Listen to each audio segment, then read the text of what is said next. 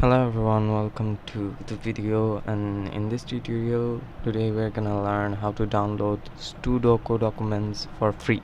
So basically there are some steps you have to go through, and first of all you have to open the website of Studocu document, and then you have to sign in into Studocu document, and after that linking with your Google account you will see that this dashboard is appearing.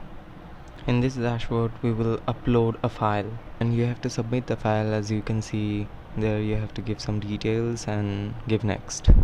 After uploading it you have to wait for some times and you will see there will be a notification of the content you have uploaded. Then we have to go to the dashboard of the Studocu document.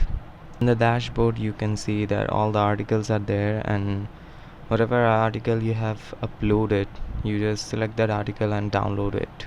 And if you press the download button it will take you to another window and you will see the content is appearing fully, and this is totally for free. If you follow this step you can upload or download more articles.